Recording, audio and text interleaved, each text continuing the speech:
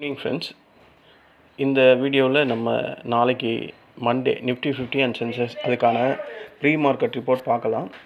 அதுக்கு முன்னாடி last trading எப்படி முடிஞ்சது யூஎஸ் மார்க்கெட்டில் அப்படின்றத ஒரு கிளான்ஸ் செக் பண்ணிடலாம்.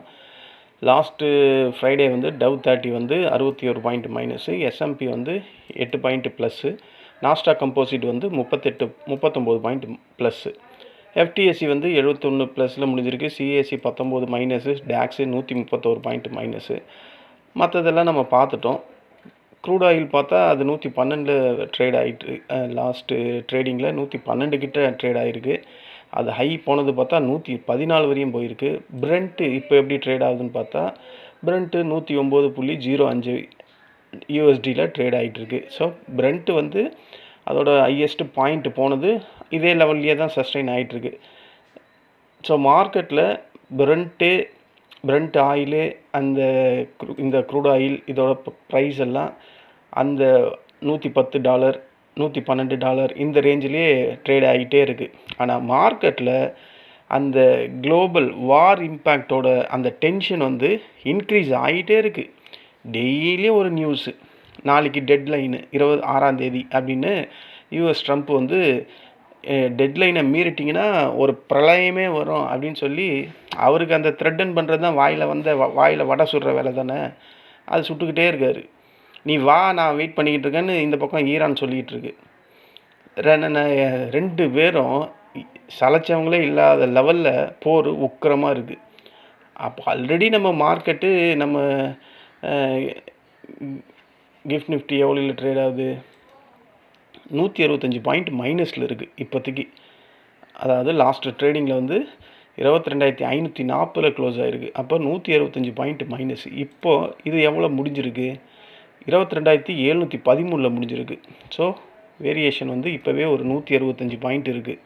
இப்போ மார்க்கெட்டில் இந்த வாரோட ஃபியர், வாரோட டெட்லைனு எல்லாமே நாளைக்கு தான். ஓகேங்களா, நாளைக்குன்னும் போது நமக்கு காலையில் பிறந்துடும், அவங்களுக்கு சாயங்காலம் தான். ஸோ எப்படி இருந்தாலும் நாளைக்கு market, Asian market, US futures எல்லாம் ஓப்பன் ஆகும்போது பெரிய கேப் டவுனில் தான் ஓப்பன் ஆக போகுது. ஏன்னா இந்த டென்ஷன் ஒரு பக்கம், கண்டிப்பாக நாளைக்கு பெரிய பிரச்சனை வரப்போகுது அப்படின்றது கிளியராக தெரியுது. க்ரூட் ஆயிலும் 110 ட்ரேட் ஆகிட்டுருக்கு. ஸோ இந்த பிரச்சனையெல்லாம் கண்டிப்பாக மார்க்கெட்டை என்ன மாதிரி இம்பேக்ட் பண்ணலான்னா அதை ஒரு 3 விதமாக நான் பிரித்து வச்சுருக்கேன். 3 சினாரியோ. ஒரு கேப் டவுன் ஓப்பனிங், அதாவது மிதமான கேப் டவுன் ஓப்பனிங் இருந்தால் கண்டிப்பாக ஓப்பன் ஆன உடனேயும் பெரிய ஹை லெவல் ப்ரெஷர், டென்ஷன், அதாவது செல்லிங், கண்டிப்பாக கேப் டவுன் கீழே நோக்கி வரும். அதாவது ஒரு கேப் டவுன் 80லேருந்து 100க்குள்ளே இருந்துச்சுன்னா எனக்கு தெரிஞ்சு அந்த மாதிரி ஒரு கேப் டவுன் வந்தவொடனே மார்க்கெட் 9:15 ஓப்பன் ஆகும்போதே மிகப்பெரிய செல்லிங் நடக்கிறதுக்கான வாய்ப்புகள் அதிகம் அப்படின்ற மாதிரி நான் திங்க் பண்ணுறேன். கண்டிப்பாக மார்க்கெட் கீழ் நோக்கி வர்றதுக்கான பாசிபிலிட்டி அதிகம். எஃப்ஐஎஸ் எப்போ அதை வந்து அந்த செல் ஆஃபை வந்து புல் பேக் பண்ணுவாங்கன்னா அது நமக்கு கண்டிப்பாக தெரியாது. ஸ்டார்டிங்லேயே உள்ளே வர்றதுக்கான வாய்ப்புகள் கம்மி. இது ஃபஸ்ட்டு சினாரியோ. ஒரு 80லேருந்து 100க்குள்ளே ஒரு கேப் டவுன் இருந்தால் இந்த மாதிரி. ரெண்டாவது சினாரியோ எப்படின்னா, கேப் டவுன் பெரிய லெவலில் இல்லை, ஏன்னா இப்போ க்ரூட் ஆயில் கம்மியாக இருக்குது. ஓகேங்களா, ஒரு 50-30 பாயிண்ட்டு அந்த லெவலில் 50-30 பாயிண்ட் வர்றதுக்கு வாய்ப்பு இல்லை, ஏன்னா ஆல்ரெடி 165 பாயிண்ட்டு கிட்ட இருக்குது. ஸோ ஒரு 200-300 பாயிண்ட்டு அந்த ரேஞ்சில் ஓப்பன் ஆச்சுன்னா, ஓப்பன் ஆனவுடனே மார்க்கெட் சடார்னு ஒரு புல் பேக் வர்றதுக்கும் வாய்ப்பு இருக்குது. ஓகேங்களா, ஏன்னா ஆல்ரெடி 175 ஒரு 100 பாயிண்ட் எக்ஸ்ட்ராவே கேப் டவுனில் ஓப்பன் ஆகுது. 300 பாயிண்ட்டுன்னும் போது அந்த இடத்துல டிஐஸ் வந்து மார்க்கெட்டை கொஞ்சம் புல் பேக் பண்ணுறதுக்கான வாய்ப்பு இருக்க மாதிரி எனக்கு தோணுது. இது செகண்ட் சினாரியோ. மூணாவது சினாரியோ எப்படின்னா, ஒருவேளை மார்க்கெட்டில் திடீர்னு ஏதாவது ஒரு நல்ல நியூஸ் வந்துட்டு மார்க்கெட் ஓரளவுக்கு நாளைக்கு 6ஆம் தேதி டெட்லைன்னும் போது ஈரான் வந்து சரணடைகிற மாதிரி வச்சிங்களேன், கண்டிப்பாக அவன் சரணடைய வாய்ப்பே இல்லை. என்னுடைய அது தனிப்பட்ட கருத்து.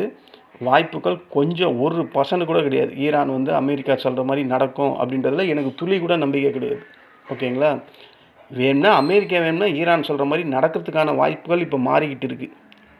போகிற நடவடிக்கைகள்லாம் பார்த்தா எனக்கு அப்படி தான் தோணுது. ஓகேங்களா, அப்போ மூணாவது சினாரியோ எப்படி இருக்கும், மார்க்கெட்டில் நான் சொன்ன மாதிரி பாசிட்டிவிட்டி வந்துட்டால் ஒரு ஃப்ளாட் ஓப்பனிங், இல்லைனா ஒரு சர்ப்ரைஸாக ஒரு க்ரீன் அப்சைடில் லிட்டில் பிட் க்ரீன் வர்றதுக்கும் வாய்ப்பு இருக்குது. இது வர்றதுக்கு வாய்ப்பு இல்லை, இருந்தாலும் நம்ம சாதகத்தையும் பார்க்கணும், பாதகத்தையும் பார்க்கணும். ஓகேங்களா? இந்த 3 சினாரியோ தான் நான் ஃபிக்ஸ் பண்ணுறேன். ஆனால் 2வது சினாரியோ தான் 99% நடக்கிறதுக்கு வாய்ப்பு. 300 பாயிண்ட் கேப் டவுன் ஓப்பனிங் வரும் அப்படின்ற மாதிரி நான் திங்க் பண்ணுறேன். ஓப்பன் ஆன உடனே ஒரு புல் பேக், ஒரு ரிவர்சல் மார்க்கெட்டில் ஒரு புல்லிஷ்னஸ் வந்துட்டு அதுக்கப்புறம் அந்த டவுனுக்கும் அந்த அப்புக்கும் பிட்வீன் ஸ்பேஸ்லேயே மார்க்கெட் ட்ரேட் ஆகும் அப்படின்ற மாதிரி நினைக்கிறேன். அப்போ ஃபஸ்ட்டு சப்போர்ட் எங்கே இருக்கும், செகண்ட் சப்போர்ட் எங்கே இருக்கும், தேர்ட் சப்போர்ட் எங்கே இருக்கும் அப்படின்றத நம்ம வீடியோவில் போய் பார்க்கலாம். ஓகேங்களா? இது வந்து நிஃப்டி 50 இது பேஸு. இது நம்ம ஆல்ரெடியே போட்டுட்டோம் அன்றைக்கே. இந்த பேஸ் வந்து 22,713 முடிஞ்சிருக்கு. வெயிட்டட் ஆவரேஜில் வந்து 22,700 க்ளோஸ் ஆகிருக்கு. ஓகேங்களா? ஒரு வேளை நான் நினச்ச மாதிரி கேப் டவுன் ஓப்பனிங் பெருசாக இருந்ததுன்னா, 300 பாயிண்ட் இருந்ததுன்னா, இதுதான் ஃபஸ்ட்டு சப்போர்ட்டாக இருக்கும். ஓகேங்களா? 22,469 ஃபஸ்ட்டு சப்போர்ட்டு.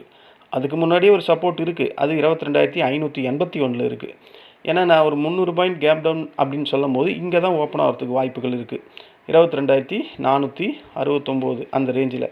இதில் இருந்து மார்க்கெட் சடார்னு ஒரு ரிவர்சல் மேலே போகலாம் அப்படின்ற மாதிரி நான் திங்க் பண்ணுறேன்.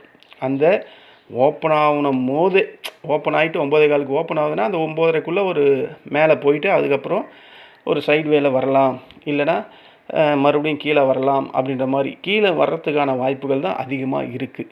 மார்க்கெட்டில் ரொம்ப ப்ரெஷரான சிச்சுவேஷனில் இருக்குது மார்க்கெட், உலக மார்க்கெட் எல்லாமே. ஓகேங்களா? இந்த ட்ரம்ப்பு ஒரு நாளைக்கு என்ன பேசுவார்னு அவருக்கே தெரியாது. ஓகேங்களா? என்ன வேணால் கண்டதை பேசிகிட்டு இருக்காரு. அவர் வாயை திறந்துட்டா, வார் அப்படின்னு வாயை திறந்துட்டா மார்க்கெட் காலி. சாங்ஷனை பற்றி எதாவது பேசிட்டா மார்க்கெட் காலி. சைனா, மிடில் ஈஸ்ட், நேட்டோ அப்படி ஏதாவது ஒன்று வாயை திறந்து பேசிட்டா மார்க்கெட் காலி. ட்ரேடு ரெஸ்ட்ரிக்ஷன் அப்படின்னு ஏதாவது ஒன்று சொல்லிட்டா மார்க்கெட் அன்றைக்கி காலி. ஓகேங்களா? அவர் வாயிலேருந்து இந்த மாதிரி வார்த்தையே வரக்கூடாது. வந்ததுன்னா அது அதிகப்படியாக மார்க்கெட்டை கீழ் நோக்கி கொண்டு போகிறதுக்கு தான் வாய்ப்பு. அவருக்கு ஏதாவது சொன்னால் முதல்லையே ஃபஸ்ட்டே இம்பேக்ட் ஆகக்கூடியது அந்த யூஎஸ் மார்க்கெட்டில் S&P, நாஸ்டாக்கு. உடனே அவன் வீக் ஆகிடுவான். உடனே வீக் ஆன உடனே என்ன ஆகும், ஏஷியன் மார்க்கெட் எல்லாம் வீக் ஆகும். ஏஷியன் மார்க்கெட் வீக் ஆனால் என்ன ஆகும், அடுத்தது நம்ம தான். நிஃப்டி 50 பெரிய கேப் டவுன் சான்சஸ் அதிகம். ஓகேங்களா? அப்போது இந்த மாதிரி பேட் கண்டிஷன் இருக்குது, நமக்கு நல்லா தெரியுது. சரி, கோல்டில் போகலாம் அப்படின்னு பார்த்தா கோல்டுலேயும் பிரச்சனை தான். டாலர் ஒரு பக்கம் ஸ்ட்ரென்த் ஆகுது, க்ரூட் ஆயில் விலை ஏறுது, அதனால் டாலர் ஸ்ட்ரென்த் ஆகுது. டாலர் ஸ்ட்ரென்த் ஆனால் கோல்டுக்கு அது டேஞ்சர். ஸோ எல்லா பக்கமும் ஒரு குழப்பமான நிலையே இந்த ட்ரம்ப்பால் தான் உலக மார்க்கெட்டில் நிலவிட்டு இருக்குது. ஓகேங்களா? அப்போது இதுக்கு என்ன வழின்னா பொறுமையாக கையாண்டால் மட்டும்தான் முடியும். நாளைக்கு நான் சொன்ன மாதிரி இந்த first support 22,581, second support 22,669, third support 22,334, fourth அந்த லாஸ்ட்டு ட்ரேடிங்கில் வந்த லோ 22,201. இந்த 4 லெவல் நாளைக்கு கண்டிப்பாக வர்றதுக்கான வாய்ப்புகள் அதிகமாக இருக்குது நிஃப்டி 50ல். ஓகேங்களா? இல்லை, நான் தேர்ட் சினாரியோ ஒன்று சொன்னேன்ல, ஈரான் வந்து அக்செப்ட் பண்ணிக்கிற மாதிரி இருக்குது அப்படின்ற மாதிரி ஒரு சூழ்நிலை வராது, அப்போது ஒரு லிட்டில் பிட்டு கேப் அப் கிடைச்சா ஃபஸ்ட்டு ரெசிஸ்டன்ட் வந்து 22,807 ஸ்ட்ராங்கான ரெசிஸ்டண்ட்டு. Second 22,890, third 22,964. இந்த 3 ரெசிஸ்டண்ட்டு போதுமானது நாளைக்கு. எஃப்ஐஎஸ் வந்து லாஸ்ட்டு ட்ரேடிங் டேலையும் குறைஞ்சது 9,500 கோடிக்கு மேலே செல் தான் பண்ணியிருக்காங்க. ஸோ மார்க்கெட்டு எனக்கு தெரிஞ்சு இந்த 22,800 கிராஸ் பண்ணுமா அப்படின்றதே டவுட்டு தான். இப்போ என்ன தான் ஒரு கேப் டவுனில் வந்துட்டாலும் இந்த பேஸ் லைன், ப்ளூ லைன் சொன்னல, அந்த ரெசிஸ்டண்ட்டே தொடுவானா அப்படின்றது எனக்கு டவுட்டு. ஒரு கேப் டவுனில் ஓப்பன் ஆகிட்டான். ஓகேங்களா? அப்போது இந்த ரெசிஸ்டன்ட் போகிறதெல்லாம் இம்பாசிபிள் அப்படின்னு தான் சொல்லணும். ஆனால் மார்க்கெட்டில் எதையுமே நம்ம அக்யூரேட்டாக 100% ப்ரிடிக்ட் பண்ணவே முடியாது. போயிடுச்சுன்னா அப்போ இதுதான் ரெசிஸ்டண்ட். ஓகேங்களா? இதுதான் நிஃப்டி 50ல் நாளைக்கான இன்ட்ராடே லெவல்ஸு. சென்செக்ஸ் வந்துடுவோம். சென்செக்ஸ் வந்தால் இது ஒரு பேஸு 73,315 முடிஞ்சிருக்கு. வெயிட்டட் ஆவரேஜில் 319, ஒரு 4 பாயிண்ட் தான் வித்தியாசம் இருக்குது. நான் நினச்ச மாதிரி ஒரு கேப் டவுன்.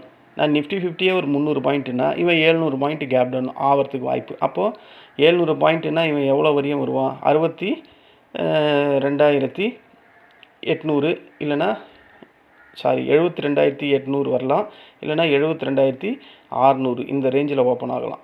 ஓகேங்களா? ஆனால் ஃபஸ்ட்டு சப்போர்ட்டு நமக்கு 72,811 தான் இருக்குது சென்செக்ஸ் ஃபஸ்ட்டு சப்போர்ட். செகண்டு 72,382 இருக்குது. ஓகேங்களா? தேர்டு வந்து 72,074 இருக்குது. ஃபோர்த்து வந்து 71,604. ஸோ இந்த 4 சப்போர்ட்டையும் மார்க்கெட் நாளைக்கு வந்து போகிறதுக்கான வாய்ப்புகள் அதிகம். ஓகேங்களா? ஏன்னா ஒரு 700 பாயிண்ட் கேப் டவுன்னும் போது 72,600 கிட்ட வந்துடும். இங்கே ஓப்பன் ஆகிடும் மார்க்கெட். இந்த பிட்வீனில் ஓப்பன் ஆகும்போது இந்த சப்போர்ட்டை டச் பண்ணிட்டு மேலே போகலாம், இல்லைனா ஓப்பனான அந்த மொமெண்டமே மேலே போகலாம், அதுக்கப்புறம் கீழே தான் வரப்போகுது. இப்படியெல்லாம் இருக்கிறதுக்கான வாய்ப்புகள் தான் இருக்குது அப்படின்ற மாதிரி நான் சொல்கிறேன். ஓகேங்களா? இல்லை அந்த 3வது சினாரியோ நான் சொன்ன மாதிரி ஒரு கேப் அப் கிடைச்சா இந்த இந்த பேஸ் ப்ளூ லைனுக்கு மேலே கிடைச்சா ரெசிஸ்டண்ட்டாக இருக்கக்கூடியது 73,818, அதுக்கு மேலே இருக்குது 74,214, அதுக்கு மேலே இருக்குது 74,423. இந்த 3 ரெசிஸ்டன்ட் லெவல் போதும். எனக்கு தெரிஞ்சு இந்த ஃபஸ்ட்டு ரெசிஸ்டண்ட்டே போவானா அப்படின்றது டவுட்டு.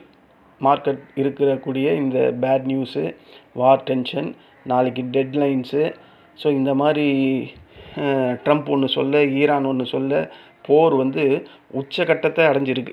ஓகேங்களா? நாளைக்கு பெரிய லெவலில் இறங்குமா அப்படின்னு நம்ம நினச்சிக்கிட்டு இருந்தால் சாதாரணமாக இருக்கும்.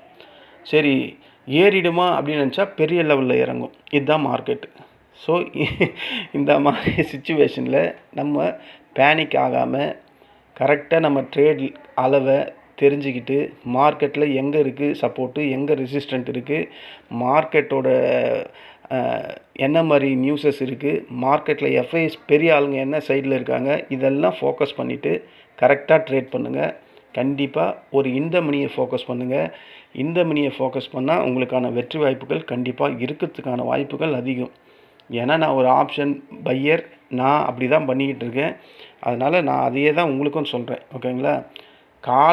நாளைக்கு காலையிலே நமக்கு தெரிஞ்சிடும் யூஎஸ் மார்க்கெட்டு ஃப்யூச்சர்ஸ் எப்படி ட்ரேட் ஆகுது, ஏஷியன் மார்க்கெட் எப்படி ஓப்பன் ஆகுது, அப்புறம் அந்த dollar index, crude oil, Brent crude oil இதெல்லாம் எப்படி ட்ரேட் ஆகுது. காலையில் அதை பார்த்தாவே நமக்கு பெரிய கேப் டவுனாக இல்லை மைல்டாக இல்லை நார்மலாக அப்படின்றது தெரிஞ்சிடும். ஓகேங்களா? அதுக்கு முன்னாடி நம்ம ப்ரிடிக்ஷன் பண்ணுறோம். ஏன்னா 125 பாயிண்ட் இப்போவே அது மைனஸில் இருக்கும் போது, மார்க்கெட்டில் பேட் சென்டிமெண்ட் அதிகமாக இருக்கும் போது, பத்தாவதுக்கு நம்மளோட அந்த இதை பார்க்கவே இல்லை பாருங்கள்.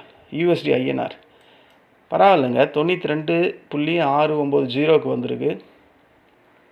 கொஞ்சம் குறைஞ்சிருக்கு, அதாவது நல்ல அப்ரிஷியேட் ஆகிருக்கு. 95 வரையும் போயிருந்தது, இப்போ 92 கிட்டே இருக்குது.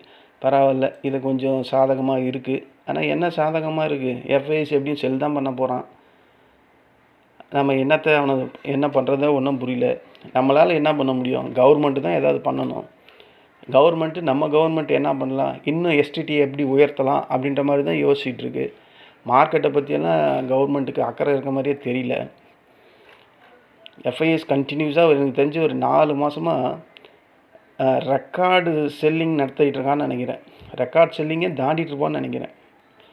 ஏன்னா நான் அந்த நியூஸ் எல்லாம் டெப்த்தாலாம் உள்ளே போகிறதில்ல. எஃப்ஐஎஸ் எவ்வளோ மாதம் பண்ணுறான், அடுத்த மாதம் எவ்வளோ பண்ணுறான்லாம். அவன் பண்ணுற செல்லிங்கை பார்த்தா இந்நேரம் அந்த ரெக்கார்டு பழைய ரெக்கார்டெல்லாம் ஃபினிஷ் பண்ணிட்டு புதுசாக ரெக்கார்டை க்ரியேட் பண்ணிகிட்டு இருப்பான்னு தான் தோணுது. அதை பார்க்கணும் ஒரு நாள், மந்த்லி வைஸ் அவன் எவ்வளோ பண்ணுறான் அப்படின்ற மாதிரி. இதுதான் ஃப்ரெண்ட்ஸ் நாளைக்கான ப்ரீ மார்க்கெட் ரிப்போர்ட்டு. இங்கே நான் ஒரு டிஸ்க்ளைமர் சொல்லிடுறேன். நான் செபியால் அங்கீகரிக்கப்பட்ட ரிஜிஸ்டர் பர்சன் கிடையாது. ஓகேங்களா? நான் இங்கே கோடிட்டு காட்டியிருக்க இந்த லைன்ஸ் எல்லாமே ஒரு எஜுகேஷன் பர்பஸ்க்காக நான் போட்டிருக்கேன். ஒரு ரெட்டு போனால் ஒரு புட்டை வாங்கிறதுக்கோ, ஒரு க்ரீன் வந்தால் காலை வாங்கிறதுக்கோ அந்த மாதிரி ரெக்கமெண்டேஷன் லைன்ஸ்லாம் இது கிடையாது. இது ஜஸ்ட்டு பியூராக எஜுகேஷன் பர்பஸ் தான். இதை பேஸ் பண்ணி எந்த ஒரு ட்ரேடும் பண்ணி லாஸ் பண்ணாதீங்க. இதை தான் நான் முழு மூச்சாக ட்ரை பண்ணி பண்ணுவேன்னா 100க்கு 200% லாஸஸ் தான் வரும். ஏன்னா நம்ம ஆல்ரெடி லாஸ் பண்ணிகிட்டு இருக்கோம்.